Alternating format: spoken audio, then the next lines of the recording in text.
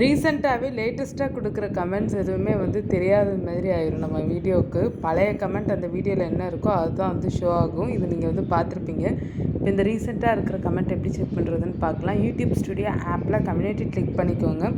Click பண்ணிட்டிங்கன்னா உங்களுக்கு comments வந்து காமிக்கும். லேட்டஸ்ட் கமெண்ட்டில் பழைய கமெண்ட் காமிக்கும். இப்போ ரீசெண்ட் கமெண்ட்டு பார்க்குறது எப்படின்றத சொல்கிறேன்.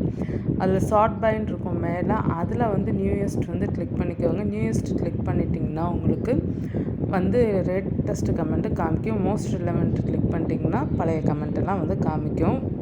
இந்த ஆப்ஷன் யூஸ் பண்ணி கமெண்ட்டுக்கெலாம் நம்ம ஃப்ரெண்ட்ஸ் கமெண்ட்டுக்கு ரிப்ளை பண்ணுறீங்களான்றது மறக்காமல் கமெண்ட்டில் சொல்லுங்கள்.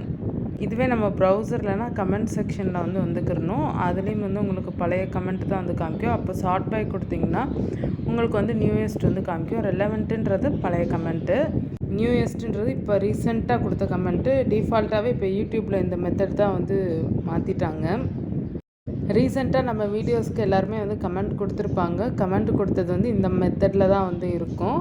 நம்ம வந்து ரீசெண்ட் நியூயஸ்ட்டு கொடுத்தோம்னா நம்மளுக்கு வந்து ஷோ ஆகும் ரீசெண்டாக கொடுத்தது. உங்களுக்கு மோஸ்ட் ரிலவெண்ட் பிடிச்சிருக்கா, நியூயஸ்ட் பிடிச்சிருக்கான்றதை மறக்காமல் கமெண்ட்டில் சொல்லுங்கள்.